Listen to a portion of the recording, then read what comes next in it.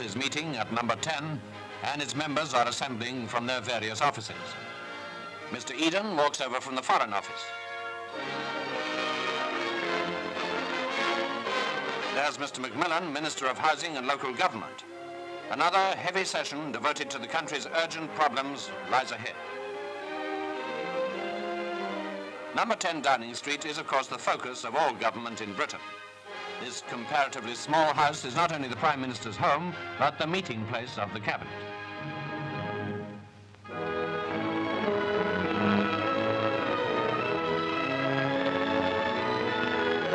In the Cabinet room at the back, all the important decisions of policy which influence our lives are made by the men who are the present leaders of the nation. Mr. Churchill, who lives in that house, is familiar to us all. In this film, we're going to deal mostly with his colleagues.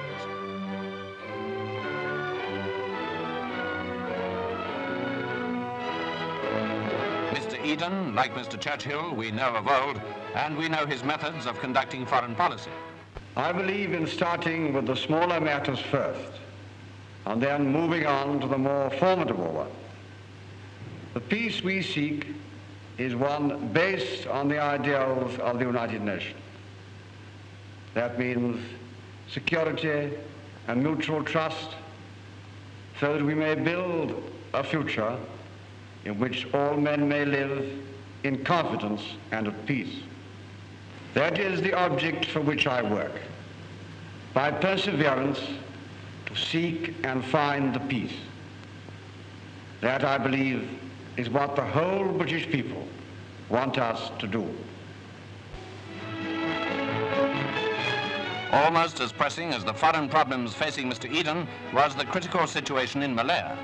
Mr. Oliver Lyttleton, Secretary of State for the Colonies, lost no time in going out to see for himself.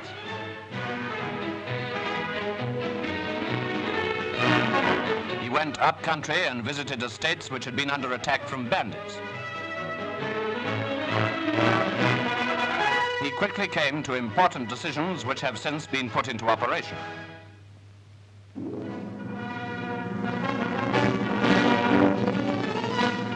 The Ministry of Defence was originally undertaken by Mr. Churchill himself, but during his visit to Canada, he persuaded Lord Alexander of Tunis, on the left, to return to Britain and accept this cabinet office.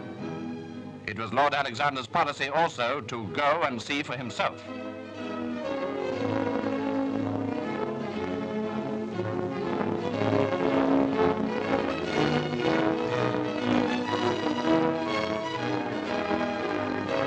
He visited the battlefront in Korea and brought all his experience as one of the foremost soldiers of the Second World War to the judgment of the issues involved in the dangerous Far East situation.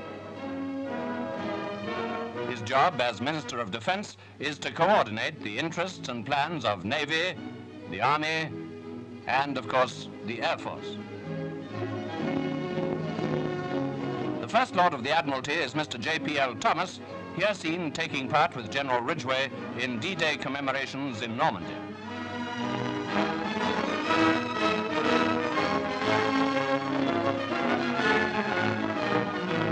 Mr. Head is Secretary of State for War. A former brigadier, he had made a great reputation for clear thinking about the army when the Conservative Party was in opposition.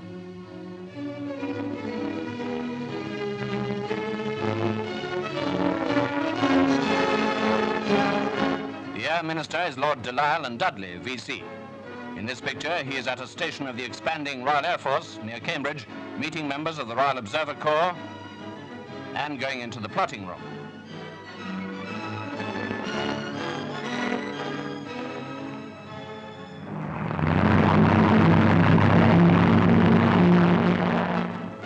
Mr. Duncan Sandys, Minister of Supply, has the duty of keeping the fighting services supplied with all the equipment they need.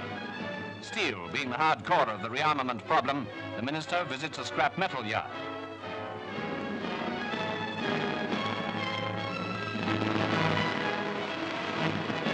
He even takes a turn with the acetylene torch, breaking up an old bus.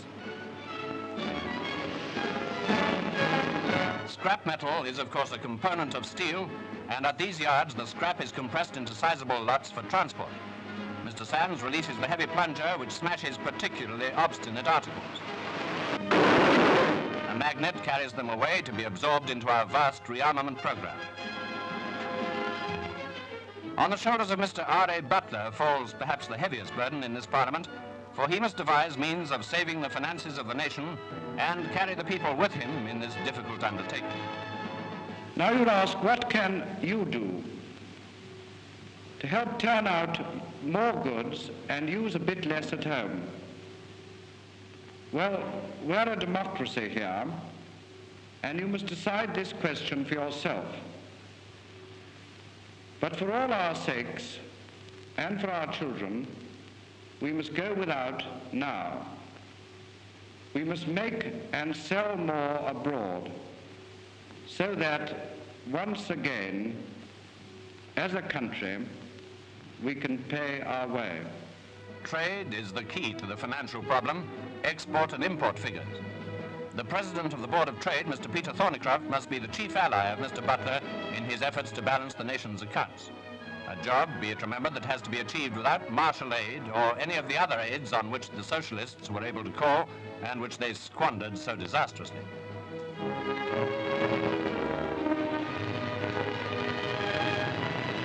But for the greater production necessary, harmonious conditions in industry are indispensable. This is Sir Walter Monkton's assignment at the Ministry of Labour. He sees his task in this light. All men and women of goodwill must want to see Britain prosperous in these dark days. Nothing is more important to this end than the maintenance of good human relationships in industry.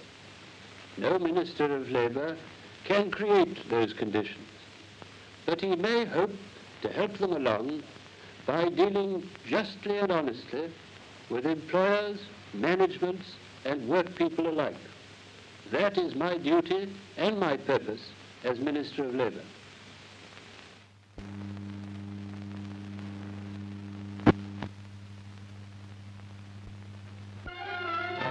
Of course, housing has a big influence on the availability of manpower at important centres of production. Mr. Macmillan, Minister of Housing and Local Government, has dedicated himself to the job of getting those extra houses built. This scheme, as I understand, was approved on the 30th of August, 1951. The building began on the 10th of September, and some 3 months later, the houses were completed. That is a great record, and one of which you can all be proud. Quicker to build, cheaper to rent. And those are fairly good recommendations for the 1952 and the 1953 vintage. Another Cabinet Minister interested in housing is Sir David Maxwell Fyffe.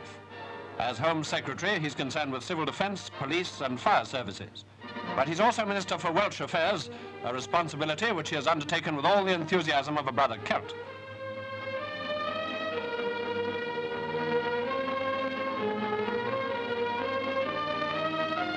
In a tour of Wales, he studies the progress of the new town of Cwmbran.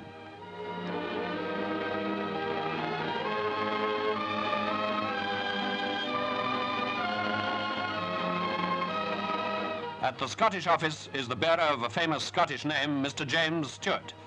With a Secretary of State, a new Minister of State and 2 Under-Secretaries, the interests of Scotland are safeguarded in this government as never before. Commonwealth relations, sometimes requiring the exercise of a very delicate hand, are now the charge of that experienced statesman, Lord Swinton.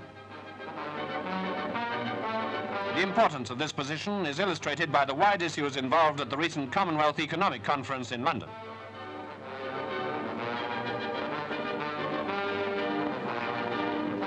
Mr. Ian McCleod, Minister of Health, has one of the most difficult tasks in the government. He has to keep the expenditure on health services from getting out of hand, even when costs show a tendency to rise. At the same time, he must and does observe the cardinal principle that the future welfare of the country depends on the health of the younger generation. Visiting a dental clinic with his Under-Secretary, Miss Hornsby Smith, he shows his concern for this fundamental aspect of the social services.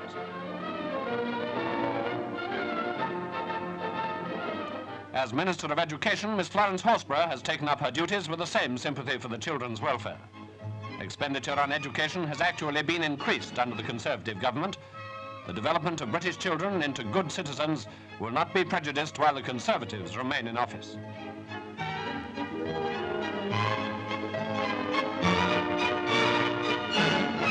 At the Ministry of National Insurance, another of the social service departments, Mr. Oswald Peake has the dispensation of the increased benefits conferred in Mr. Butler's budget.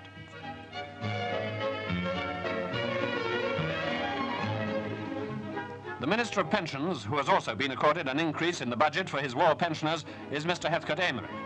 Here at the Ministry of Pensions Hospital at Roehampton, the Minister, after addressing the patients, watches some sporting events.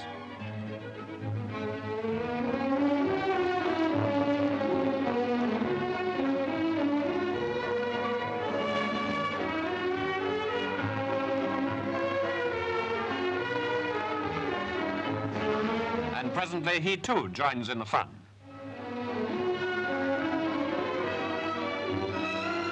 Lord Laythes represents in the Cabinet the coordination between transport and fuel and power.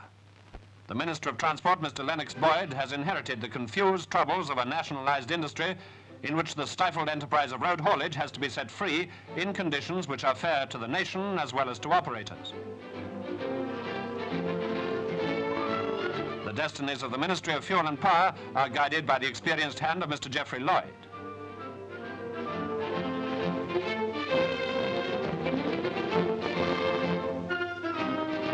Lord de la Ware is Postmaster General. His department, which has been organised as a national service for a long time now, still has to keep up to date with modern developments in its equipment, and it'll be seen that human relations with the staff of the Post Office are regarded as a pleasurable duty by the present Postmaster General.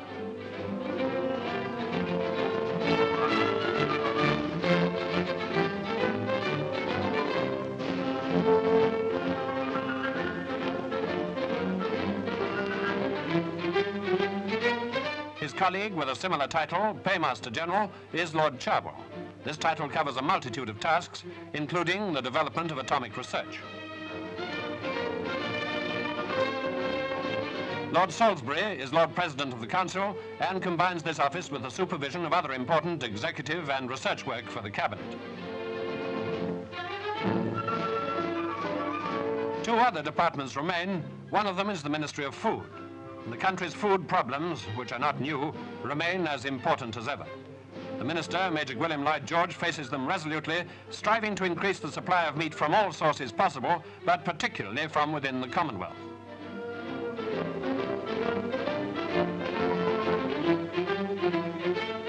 He works in close harmony with Sir Thomas Dugdale, Minister of Agriculture and Fisheries, whose department also plays a great part in helping to provide the nation's food.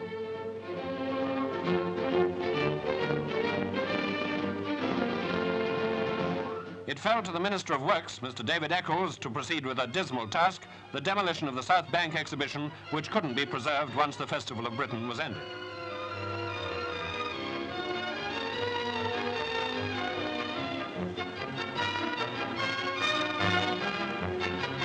However, an even more joyous event than the festival was substituted as his responsibility, the public arrangements for the coronation period being entrusted to his ministry.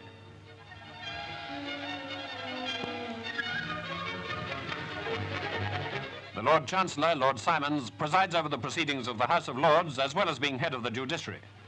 He's a member of the Cabinet, and in this differs from the Speaker of the House of Commons, who is not, of course, responsible for government business. The man who is responsible for seeing that government measures get through the House of Commons is Captain Cruikshank, holding the office of Lord Privy Seal. The Privy Seal is no longer used for any official purpose, but the post is retained to cover other duties. Recently, the Lord Privy Seal has been Leader of the House of Commons. This is Captain Cruikshank's present responsibility, and an onerous responsibility it is, with so small a majority available to make sure of pushing government legislation through its various stages. It's a responsibility which he discharges with acumen and equanimity. And finally, of course, there is Lord Woolton, Chancellor of the Duchy of Lancaster, whose practical wisdom and business experience is an invaluable asset to the Cabinet, just as in the same way it was a powerful influence in restoring the Conservative Party organisation to fighting strength.